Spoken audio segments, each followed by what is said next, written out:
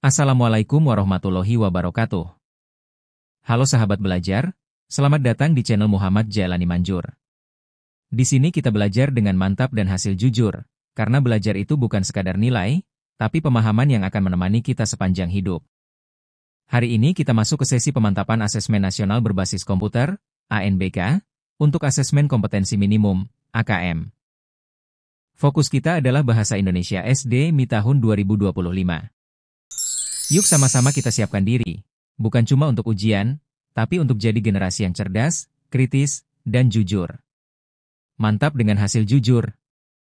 Hari ini kita akan masuk ke simulasi AKM, Asesmen Kompetensi Minimum. Simulasi ini khusus untuk Bahasa Indonesia SD, Madrasah Ibtidaiyah 2025. Dalam rangka persiapan ANBK, Asesmen Nasional Berbasis Komputer. Yuk, kita belajar bersama, kerjakan soal dengan tenang, percaya diri, dan pastinya mantap dengan hasil jujur. Selamat datang, teman-teman. Langkah awal, silakan ketik nama kalian masing-masing di kolom yang tersedia. Bayangin aja ini kayak daftar hadir di kelas, biar nanti hasilnya bisa kita lihat sesuai nama kalian. Oh iya, jangan lupa sebelum mulai, kita awali dengan berdoa dulu supaya ilmunya berkah dan kita bisa jawab soal dengan tenang. Siap? Yuk kita mulai.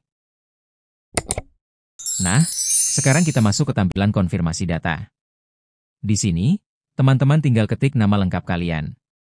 Pastikan ejaannya benar ya, biar nanti nggak ketukar sama nama orang lain. Lanjut, isi tanggal lahir kalian. Ingat, urutannya sesuai format yang diminta di layar. Terakhir, jangan lupa masukkan token yang sudah dibagikan. Token ini ibarat kunci untuk membuka soalnya, jadi tanpa token, kita nggak bisa mulai.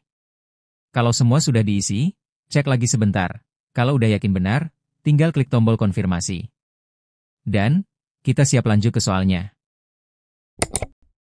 Oke, semua data sudah beres? Nama sudah, tanggal lahir sudah, token juga sudah masuk. Mantap! Sekarang, yuk kita mulai.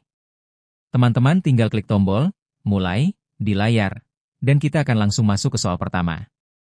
Ingat, kerjakan dengan tenang, baca soalnya pelan-pelan, dan nikmati proses belajarnya. Mari kita mulai. Sebelumnya kita akan membaca sebuah cerita menarik berjudul Kisah Kutu di Negeri Rambut.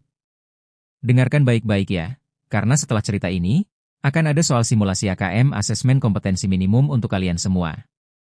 Siap? Yuk kita mulai. Kisah Kutu di Negeri Rambut. Di suatu negeri yang subur, kutu berkumpul. Ada ribuan telur kutu di sekitar rambut panjang Ajeng. Ajeng kurang menjaga kebersihan. Ia sering menggaruk kepalanya karena gatal. Para kutu sudah semakin banyak. Mereka ingin mencari negeri baru. Tak jarang rambut teman-teman Ajeng menjadi korban. Teman-teman Ajeng menjadi risih. Ketika Ajeng mulai menggaruk rambut, mereka menjauhinya. Ajeng merasa sedih. Akhirnya ia memutuskan berkeramas dan memotong rambutnya. Para kutu sangat marah. Mereka berloncatan mencari negeri yang baru. Oke teman-teman, kita masuk ke soal nomor 1 ya. Pertanyaannya begini. Di mana ribuan telur kutu berkumpul? Ada 3 pilihan jawabannya. A. Di suatu negeri. B. Di rambut Ajeng. C. Di rambut teman-teman. Nah, coba kita ingat lagi cerita tadi. Tadi kan jelas disebutkan kalau ada ribuan telur kutu di sekitar rambut panjang Ajeng. Berarti jawaban yang paling tepat adalah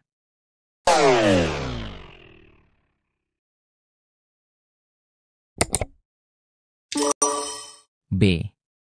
Di rambut Ajeng. Jadi kunci jawabannya B. Di rambut Ajeng. Kalau baca teks, jangan buru-buru. Baca pelan-pelan, pahami, lalu cocokkan sama pilihan jawabannya. Mantap kan? Yuk kita lanjut soal nomor 2. Soal nomor 2. Sesuai cerita, kisah kutu di negeri rambut, terdapat beberapa tokoh di dalamnya. Pasangkan penjelasan di lajur kiri dengan tokoh di lajur kanan.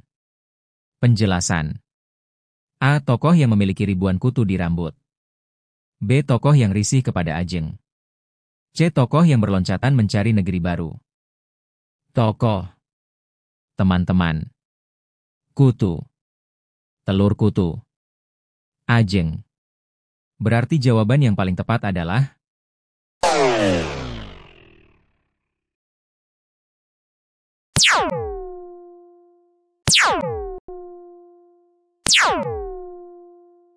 jawabannya adalah yang pertama, tokoh yang punya ribuan kutu di rambut. Siapa coba? Tadi jelas ada di teks, yaitu rambut panjangnya Ajeng. Jadi A, jawabannya Ajeng. Lalu yang kedua, tokoh yang risih kepada Ajeng. Kira-kira siapa tuh? Betul, teman-temannya. Kan mereka nggak nyaman karena Ajeng kurang menjaga kebersihan. Jadi B, jawabnya teman-teman. Terakhir, tokoh yang berloncatan cari negeri baru. Ini gampang ya, tentu saja kutu. Karena jumlahnya makin banyak dan mereka mau cari tempat lain. Jadi C, jawabnya kutu. Nah, selesai deh. Jadi pasangan yang benar adalah A, pasangannya Ajeng, B, pasangannya teman-teman, C, pasangannya kutu. Mantap kan? Yuk kita lanjut ke soal nomor 3. Oke guys, kita lanjut ke soal nomor 3 ya. Pertanyaannya gini, mengapa teman-teman Ajeng merasa risih kepadanya? Ingat ya, jawabannya bisa lebih dari satu. Yuk kita cek satu persatu. Pilihan A, rambut Ajeng panjang. Punya rambut panjang sih nggak masalah ya, itu bukan alasan orang lain risih. Jadi A bukan jawaban yang tepat. Pilihan B, Ajeng sering menggaruk kepala. Nah, ini bisa bikin orang risih, apalagi kalau di kelas, kebayang nggak kalau ada teman yang terus-terusan garuk-garuk kepala? Hehe. Jadi ini benar. Pilihan C, rambut Ajeng banyak kutu. Yes, ini juga alasan kuat kenapa teman-temannya jadi risih. Karena rambutnya kotor dan penuh kutu. Jadi jawaban yang benar adalah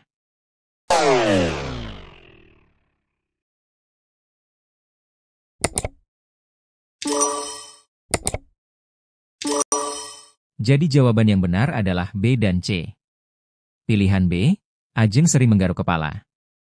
Nah, ini bisa bikin orang risih, apalagi kalau di kelas, kebayang nggak kalau ada teman yang terus-terusan garuk-garuk kepala? Jadi ini benar. Pilihan C, rambut Ajeng banyak kutu. Ini juga alasan kuat kenapa teman-temannya jadi risih. Karena rambutnya kotor dan penuh kutu. Sekarang kita akan membaca sebuah teks berjudul 3 jenis rempah, apakah kamu bisa membedakannya? Jenis rempah yang pertama adalah kunyit. Kunyit, atau sering juga disebut kunir, punya kulit berwarna coklat tua. Kalau dibelah, dagingnya berwarna oranye cerah. Ternyata, kunyit punya banyak manfaat loh. Kunyit bisa digunakan untuk menyembuhkan luka, dan warna kuningnya sering dipakai sebagai pewarna alami. Wah, keren ya, rempah sederhana tapi punya banyak kegunaan. Jenis rempah yang kedua adalah lengkuas. Lengkuas sering juga disebut laos. Kulitnya halus, dan kalau dibelah, dagingnya berwarna putih. Lengkuas punya manfaat untuk mengobati sakit napas. Selain itu, aromanya juga wangi banget. Nah, wangi dari lengkuas inilah yang bisa bikin makanan jadi terasa lebih enak. Jahe. Kulit jahe berwarna coklat muda. Dagingnya kuning gelap. Jahe biasa dibuat minuman. Minuman jahe membuat tubuh hangat. Soal nomor 4. Teman-teman, coba bayangkan kita lagi di dapur bersama ibu. Ada banyak rempah di meja. Ada kunyit, jahe, dan laos. Nah, ternyata salah satu rempah ini bukan hanya buat masakan, tapi juga bisa menyembuhkan luka karena punya sifat antibakteri dan bisa menghentikan pendarahan kecil. Kira-kira, rempah yang bisa dipakai untuk menyembuhkan luka itu yang mana, ya? Apakah A kunyit, B jahe, atau C laos?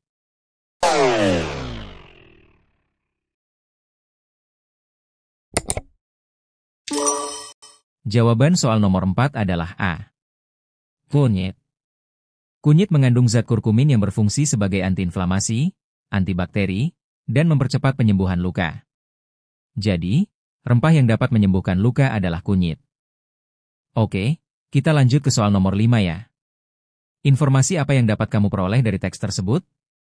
Klik pada setiap pilihan jawaban benar. Jawaban benar lebih dari satu. A. Rempah sebagai bahan makanan pokok Indonesia. B. Rempah sebagai campuran masakan dan bahan minuman. C. Rempah sebagai bahan obat bagi masyarakat. Jawaban yang paling tepat adalah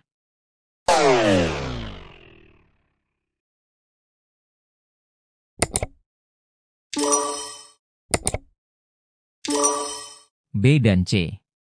Kalau kamu baca teks tadi, jelas banget ya kalau rempah-rempah dipakai buat masakan, minuman, sampai obat. Contohnya kunyit buat nyembuhin luka, jahe bisa bikin badan hangat kalau diminum, dan lengkuas bikin masakan lebih enak. Nah, kalau pilihan A bilang, rempah sebagai makanan pokok, itu nggak tepat. Makanan pokok kita kan nasi, jagung, sagu, gitu ya. Jadi, yang benar adalah B dan C. Oke teman-teman, sekarang kita bedain yuk, apa saja kegunaan dari 3 rempah tadi, jahe, kunyit, dan lengkuas. Tugas kamu adalah memasangkan nama rempah dengan kegunaannya. Nama rempah. A. Jahe. B. Kunyit. C. Lengkuas. Kegunaan. Sebagai bahan minuman hangat. Sebagai pewangi masakan. Sebagai pewarna makanan. Sebagai obat sakit gigi.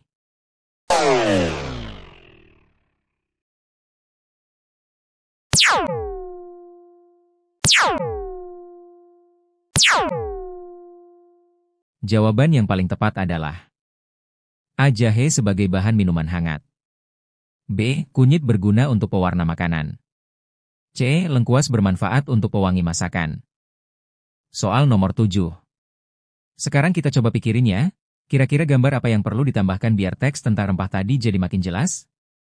Yuk kita cek satu persatu. Pernyataan A, gambar makanan atau minuman dari rempah. Pernyataan B, gambar penyakit yang disebabkan rempah. Jadi, jawabannya adalah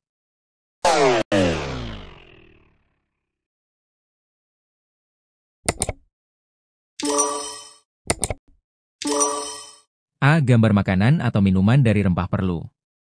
B. Gambar penyakit yang disebabkan rempah tidak perlu. Penjelasan. Pernyataan A, gambar makanan atau minuman dari rempah. Nah, ini perlu banget. Kenapa? Karena di teks disebut kalau jahe cocok buat minuman, kunyit bisa jadi pewarna makanan, dan lengkuas bikin masakan wangi. Jadi kalau ada gambar makanan atau minuman, teksnya makin gampang kamu pahami. Pernyataan B, gambar penyakit yang disebabkan rempah. Ini tidak perlu ya. Soalnya di teks nggak ada info kalau rempah bikin penyakit. Malah sebaliknya, rempah punya manfaat buat masakan, minuman, dan obat. Jadi gambar penyakit justru bikin bingung. Berikutnya, bacalah teks cerita berikut. Menjaga bumi Benny dan Wawan tengah bermain di halaman belakang. Ayah membawa tempat sampah bertuliskan, sampah organik. Wawan dan Benny mendekati ayah. Ayo bantu ayah potong-potong sampahnya, ajak ayah.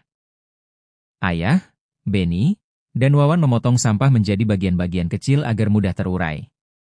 Kemudian sampah yang telah dipotong dimasukkan ke dalam tong yang telah disiapkan. Tidak lupa ayah menambahkan sedikit air dan menutup tong dengan rapat. Tolong buka tong nomor 3 ya Ben, pinta ayah. Tidak mau, tolak Benny. Itu sudah lebih dari 7 hari. Komposnya sudah jadi. Tidak bau lagi seperti kemarin, jelas ayah sambil tersenyum. Soal nomor 8. Kenapa sih kalau kita bikin kompos, sampahnya perlu dipotong-potong kecil? Jawabannya adalah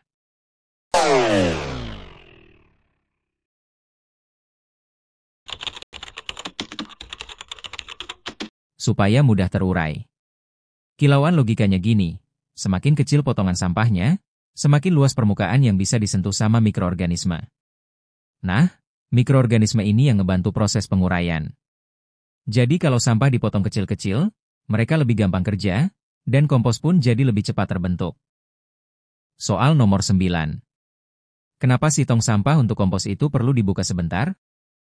Pilihan jawabannya. A. Agar kompos tidak berair. B. Agar kompos tidak rusak. C. Agar kompos tidak bau. D. Agar mudah terurai. Jadi, jawabannya yang paling tepat adalah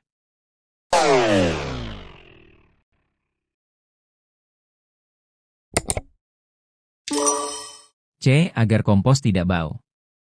Nah, logikanya gini, kalau tong kompos selalu ketutup rapat, di dalamnya bisa lembab banget dan gak ada sirkulasi udara. Akibatnya, bisa jadi berair dan malah bau banget. Soal nomor 10. Kenapa ya Benny menolak membantu ayah membuka tutup tong kompos? Jawabannya adalah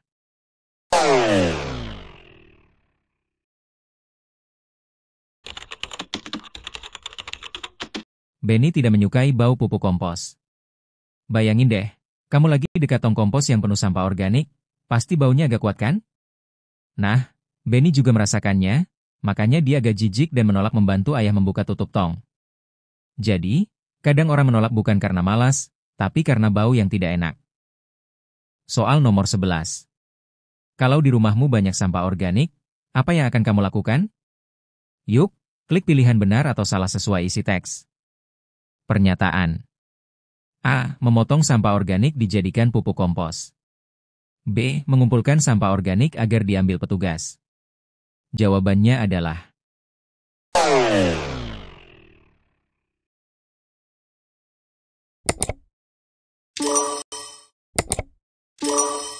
pernyataan. A. Benar. B. Salah. Kalau kamu baca teksnya, Benny dan Wawan diajari ayah buat mengolah sampah organik jadi kompos dengan cara memotong-potong kecil. Jadi, tindakan yang paling tepat adalah A. Membuat pupuk kompos. Sedangkan B. Mengumpulkan sampah biar diambil petugas, itu nggak sesuai teks, karena tujuan cerita adalah menjaga bumi dengan mengolah sampah sendiri. Lanjut, bacalah teks cerita berikut. Sekarang kita jalan-jalan sebentar ke Pulau Sumatera, tepatnya ke Provinsi Bengkulu. Bengkulu adalah salah satu provinsi di Pulau Sumatera. Bengkulu punya pakaian adat bernama Rejang Lebong yang unik. Rejang Lebong merupakan perpaduan dari budaya Jambi, Riau, Deli, Palembang, dan Lampung. Pakaian adat pria terdapat penutup kepala berbentuk kerucut, jas yang berbahan beludru, celana panjang berbahan satin, kain songket, ikat pinggang yang disebut pending, dan keris. Pakaian adat wanita terdapat baju kurung bertabur lempeng berwarna keemasan, songket berbahan sutra, perhiasan berupa kain dengan hiasan benang emas di bahu. Bagian atas rambut disanggul dan dipakaikan hiasan kepala dengan tusuk konde berwarna emas. Pakaian adat wanita ditambahkan dengan gelang, kalung, anting, dan kembang goyang sebagai aksesoris. Pria dan wanita mengenakan selop sebagai alas kaki pakaian adat asli Bengkulu. Soal nomor 12. Sekarang kita ke Pulau Sumatera, tepatnya di Bengkulu. Pernah nggak sih kamu dengar tentang pakaian adat dari provinsi ini? Nah, coba perhatikan baik-baik ya. Pertanyaannya, apakah nama baju adat provinsi Bengkulu? Jawaban adalah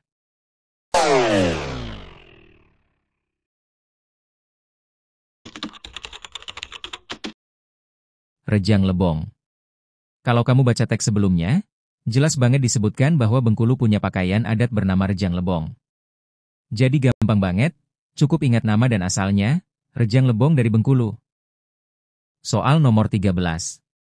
Bahan apa saja yang dipakai untuk membuat pakaian adat Bengkulu? Pasangkan bagian pakaian adat di sebelah kiri dengan bahannya di sebelah kanan berdasarkan teks. Bagian pakaian adat. A. Jas. B. Celana panjang. C. Songket. Bahan. Sutra. Benang emas. Satin. Beludru. Jawaban adalah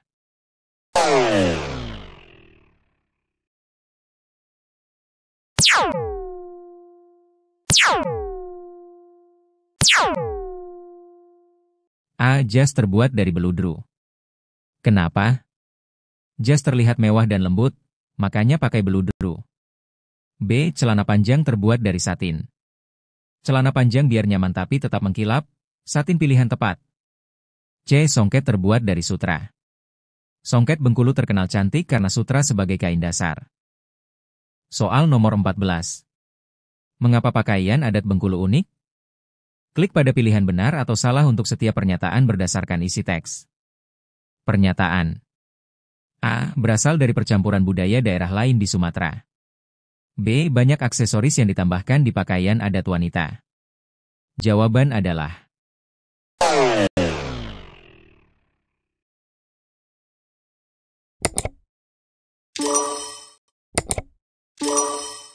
A. Salah. B. Benar. A. Berasal dari percampuran budaya daerah lain di Sumatera. Salah. Kenapa salah? Pakaian adat Bengkulu unik karena khas daerah Bengkulu sendiri, bukan karena campuran budaya daerah lain. B. Banyak aksesoris yang ditambahkan di pakaian adat wanita. Benar. Kenapa benar? Pakaian adat wanita Bengkulu memang terkenal mewah dan lengkap dengan aksesoris, membuatnya berbeda dan unik. Bacalah teks cerita berikut. Judul cerita, Jagung untuk Raja. Ceritanya begini. Suatu hari, Raja Han dari Kerajaan Batule sedang bersedih. Kenapa?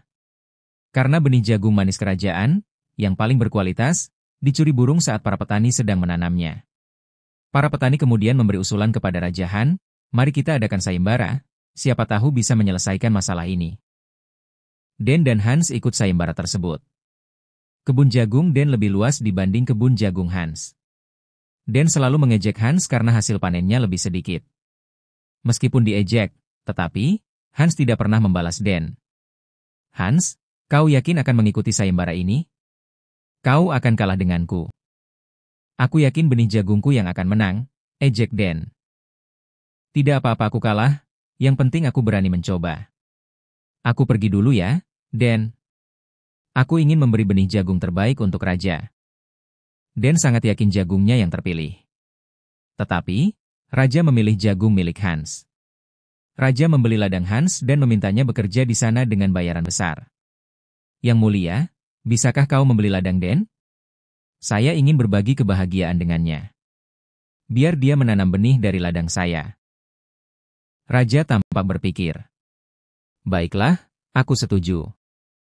Hans berterima kasih pada Raja Han dan berpamitan. Sampai di luar, Den langsung memeluk Hans. Terima kasih, Hans. Kau baik sekali. Maafkan aku yang selalu mengejekmukmu. Kau sudah kumaafkan. Sekarang, kita berteman, ya? Mari kita pulang. Den dan Hans pun pulang. Sejak saat itu, mereka menjadi teman baik. Soal nomor 15. Siapa yang memenangkan sayembara? Pilihan jawaban. A. Raja Han. B. Petani kerajaan. C. Den. D. Hans. Jawaban yang paling tepat adalah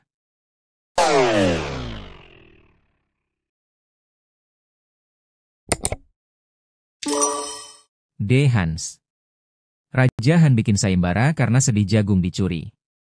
Petani cuma memberikan usulan. Den ikut terlibat, tapi bukan pemenang. Hans pemenang sayembara, berhasil menyelesaikan tantangan yang diberikan oleh Raja. Soal nomor 16. Bagaimanakah sosok Raja dan Hans dalam cerita tersebut? Klik pada pilihan Raja atau Hans untuk setiap pernyataan berdasarkan isi teks. Pernyataan. A. Sosok yang penyabar. B. Sosok yang bijaksana. C. Sosok yang pemaaf. Jawaban yang paling tepat adalah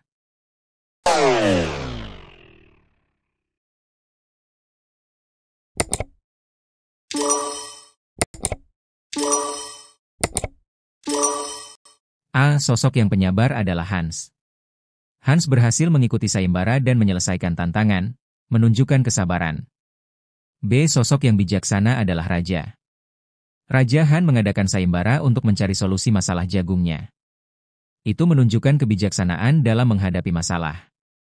C. Sosok yang pemaaf adalah Raja. Meskipun benih jagungnya dicuri burung, Raja tetap mencari solusi dengan bijak dan tidak marah, menunjukkan sifat pemaaf. Soal nomor 17. Saat ulangan harian, temanmu mendapat nilai yang lebih bagus darimu. Apa yang akan kamu lakukan? Pilihan jawaban. A. Memberinya selamat karena ia berhasil mendapat nilai yang bagus.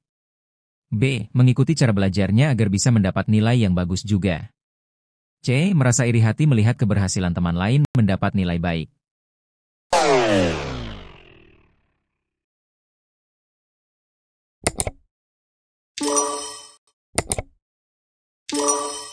Jawaban yang paling tepat adalah A. Benar, memberinya selamat ini menunjukkan sikap sportif dan menghargai teman.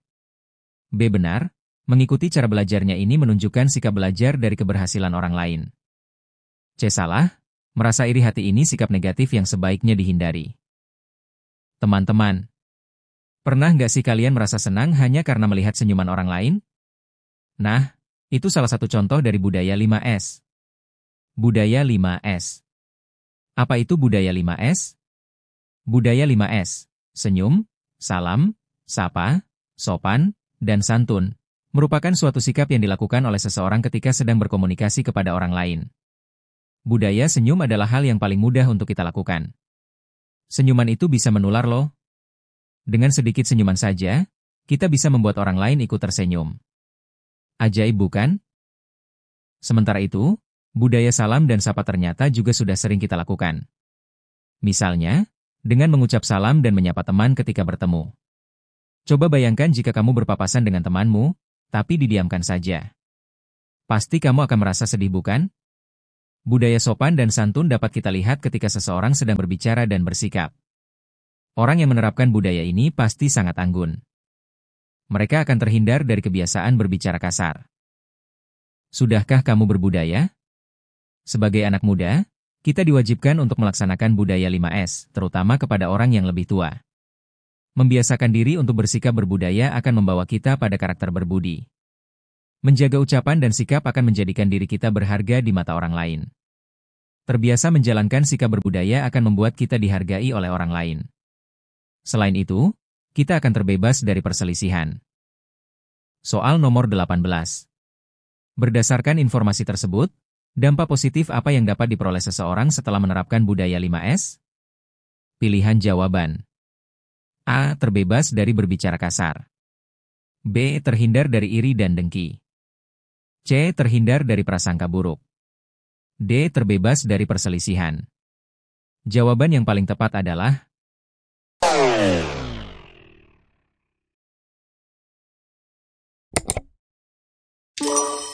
D. Terbebas dari perselisihan. Budaya 5S, senyum, salam, sapa, sopan, santun, membuat kita lebih ramah dan menghormati orang lain. Dengan sikap yang ramah, komunikasi jadi lancar, orang lain senang berinteraksi, dan perselisihan bisa dihindari. Jadi, efek langsung dari menerapkan 5S adalah terbebas dari perselisihan. Soal nomor 19. Seseorang yang sudah menerapkan budaya sopan santun akan terlihat pada caranya ketika berbicara dan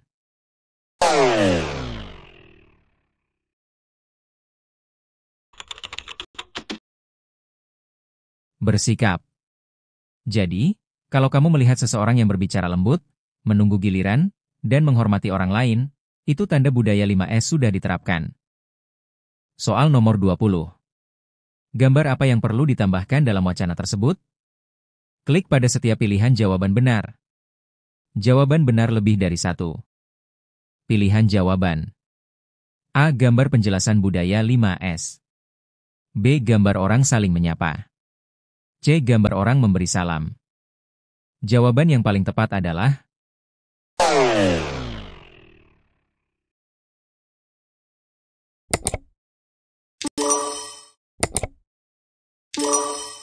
B dan C. B. Gambar orang saling menyapa. C. Gambar orang memberi salam. B. Menunjukkan budaya sapa secara nyata dalam kehidupan sehari-hari. C. Menunjukkan budaya salam yang jelas dan mudah dipahami. Selanjutnya kita akan belajar tentang berkebun. Berkebun itu artinya menanam dan merawat tanaman. Supaya berkebun lebih menyenangkan, langkah pertama adalah memilih tanaman yang kita sukai. Kalau kamu suka tanaman yang indah, kamu bisa menanam bunga matahari. Kalau kamu suka tanaman yang berbuah, kamu bisa menanam tomat ceri. Dengan memilih tanaman yang kamu sukai, berkebun jadi lebih seru, menyenangkan, dan gak membosankan. Bayangkan sendiri, ketika tanaman yang kamu tanam tumbuh subur, kamu pasti senang melihatnya dan ingin merawatnya terus. Kedua, pakai alat berkebun khusus. Misalnya, alat penyiram tanaman atau sekop mini. Benda-benda itu bisa membuat pekerjaan kita jadi mudah. Terakhir adalah rekam setiap perkembangan tanaman kita. Mengambil foto atau video akan memunculkan rasa sayang. Merawat tanaman yang kita sayangi akan terasa menyenangkan. Soal nomor 21. Pasangkan urutan cara berkebun yang menyenangkan dengan kegiatannya. Urutan A. Cara pertama. B. Cara kedua. C. Cara ketiga. Kegiatan. Pakai alat berkebun khusus. Pilih jenis tanaman yang disukai. Pilih tanaman yang berbuah saja. Rekam setiap perkembangan tanaman. Jawaban yang paling tepat adalah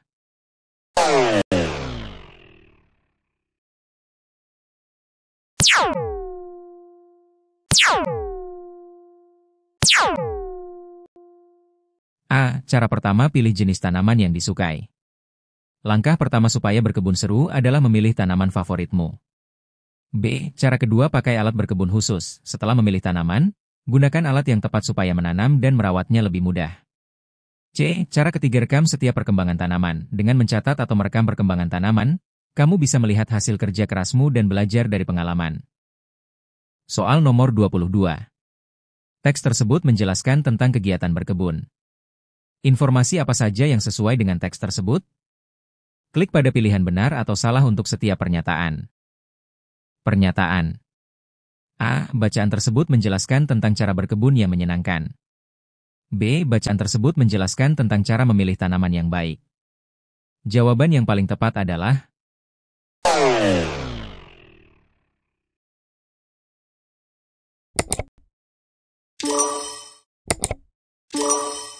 A. Benar. B. Salah. A. Benar, cara berkebun yang menyenangkan.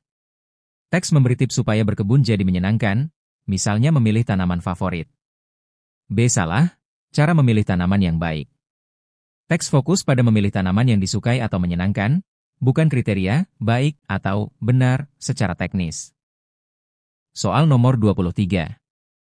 Mengapa merawat tanaman yang kita sayangi terasa menyenangkan? Klik pada setiap pilihan jawaban benar.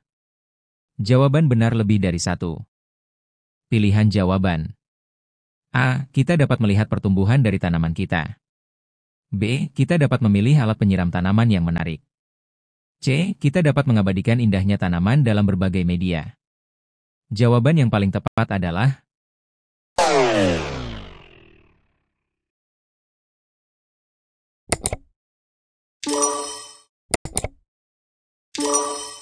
A. Benar. B. Salah. C. Benar. A. Kita dapat melihat pertumbuhan dari tanaman kita. Pernyataan ini benar. Saat tanaman tumbuh, kita merasa senang dan bangga karena hasil kerja kita terlihat nyata. B. Kita dapat memilih alat penyiram tanaman yang menarik. Pernyataan ini salah. Alat memang membantu, tapi kesenangan utama bukan karena alat, melainkan karena proses merawat dan melihat tanaman tumbuh. C. Kita dapat mengabadikan indahnya tanaman dalam berbagai media. Pernyataan ini benar. Mencatat atau memfoto tanaman membuat kita mengapresiasi hasil kerja dan keindahan tanaman. Bacalah teks cerita berikut. Jaket Abida. Atta meminjam jaket Abida tanpa izin. Padahal Atta tahu, jika meminjam jaket Abida harus izin. Siang itu, Atta sedang belajar melukis di rumah menggunakan jaket Abida. Abida sedang belajar kelompok di rumah temannya. Atta tidak berhati-hati sehingga jaket Abida kotor. Atta takut dan menyembunyikan jaket Abida di bawah tempat tidur. Abida berlari ke ruang tamu. Ayah sedang bersantai. Abida mengadu ke ayah sambil menangis karena jaketnya hilang. Atta tidak suka melihat Abida seperti itu. Atta mencuci jaket Abida. Ternyata warna jaket Abida malah berubah. Abida akhirnya tahu dan marah kepada Atta. Ibu mengetahui keresahan Atta. Jadi, ibu menyuruh Atta untuk meminta maaf kepada Abida. Aku minta maaf Abida, kata Atta dengan suara kecil dan tertunduk. Atta ingin memperbaiki jaket Abida. Akhirnya, Atta melukis pelangi di jaket Abida. Abida tersenyum lebar karena jaket Abida menjadi cantik. Soal nomor 24. Apa yang sedang dilakukan Atta dan Abida siang itu? Klik pada setiap pilihan jawaban benar. Jawaban benar lebih dari satu. A. Atta sedang belajar melukis di rumah. B. Atta sedang bersantai di ruang tamu. C. Abida sedang belajar kelompok di rumah temannya.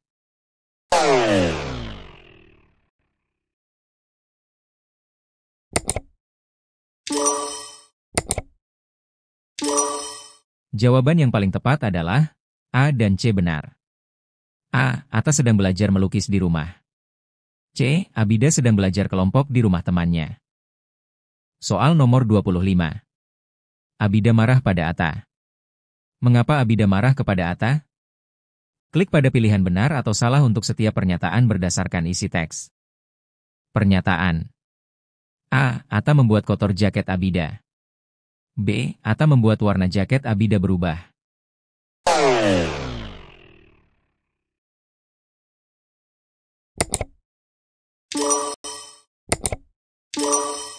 Jawaban yang paling tepat adalah A. Benar. B. Benar. A. Atta membuat kotor jaket Abida. Benar. B. Atta membuat warna jaket Abida berubah. Benar. Soal nomor 26. Bagaimana perasaan Abida saat mengetahui jaketnya hilang? Klik pada setiap pilihan jawaban benar. Jawaban benar lebih dari satu. Pilihan jawaban. A. Sedih. B. Panik. C. Terharu. Jawaban yang paling tepat adalah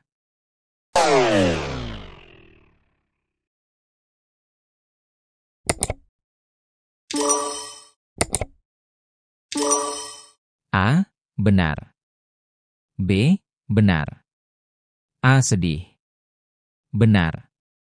Abida merasa kehilangan sesuatu yang berharga, yaitu jaketnya, sehingga wajar jika sedih. B. Panik. Benar. Saat mengetahui jaketnya hilang, Abida mungkin cepat cemas dan panik mencari jaket itu. C. Terharu. Salah. Tidak ada tanda Abida merasa terharu. Fokus emosinya adalah sedih dan panik, bukan terharu. Bacalah teks cerita berikut. 8 planet pada sistem tata surya. Planet merupakan benda langit yang bergerak mengelilingi matahari. Setiap planet memiliki lintasan tersendiri, teratur, dan tidak saling bertabrakan. Berikut ini informasi mengenai planet-planet dalam tata surya. 1. Planet Merkurius. Merkurius adalah planet terkecil dan terdekat dari matahari. Planet berbatu dan permukaannya pada tertutup kawah. 2. Planet Venus. Venus merupakan planet terpanas di tata surya. Permukaan Venus bergurun, kering, dan diselingi oleh batuan. 3. Planet Bumi. Lebih dari 70% permukaan bumi ditutupi oleh air. Selain itu, bumi dilingkupi oleh daratan seperti pegunungan. Bumi satu-satunya planet yang diketahui memiliki kehidupan di alam semesta. 4. Planet Mars. Mars berwarna merah karena tertutup debu kaya akan zat besi. Mars disebut sebagai planet merah. 5. Planet Jupiter. Jupiter merupakan raksasa gas dan planet terbesar di tata surya. Planet ini memiliki inti berbatu, namun tidak memiliki permukaan yang padat. 6. Planet Saturnus. Saturnus merupakan planet terbesar kedua di tata surya. Planet ini terkenal dengan cincinnya yang menonjol. 7. Planet Uranus.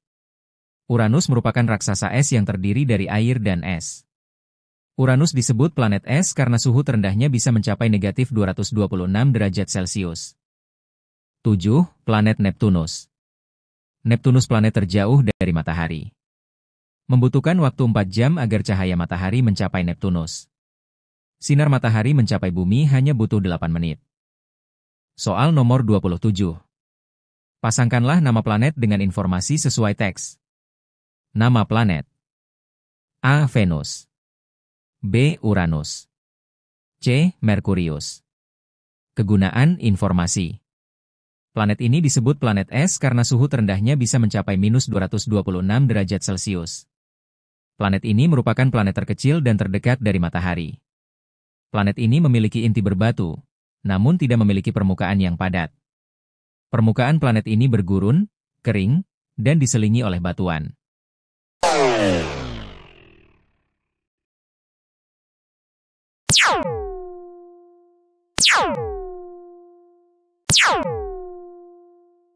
A. Venus. Permukaan planet ini bergurun, kering, dan diselingi oleh batuan. B. Uranus. Planet ini disebut planet es karena suhu terendahnya bisa mencapai minus 226 derajat Celcius. C. Merkurius. Planet ini merupakan planet terkecil dan terdekat dari matahari. Soal nomor 28. Setiap planet dalam tata surya memiliki ciri-ciri yang berbeda.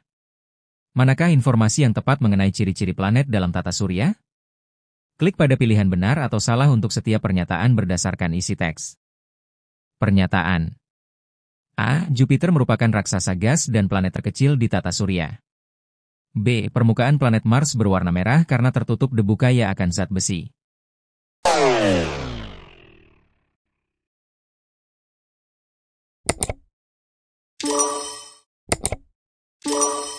Jawaban yang paling tepat adalah A. Salah. Jupiter adalah raksasa gas, benar, tapi bukan planet terkecil. Planet terkecil adalah Merkurius. B. Benar. Mars memang berwarna merah karena permukaannya tertutup debu kaya zat besi. Terima kasih telah berpartisipasi dalam tes ini. Silahkan tekan tombol merah yaitu subscribe, tekan loncengnya, dan share sebanyak-banyaknya sehingga video ini berguna bagi orang banyak. Bila ingin lihat soal yang lainnya silahkan kunjungi di bagian playlist Muhammad Jailani Manjur. Terima kasih sudah menyimak hingga akhir dan sampai jumpa lagi. Wassalam.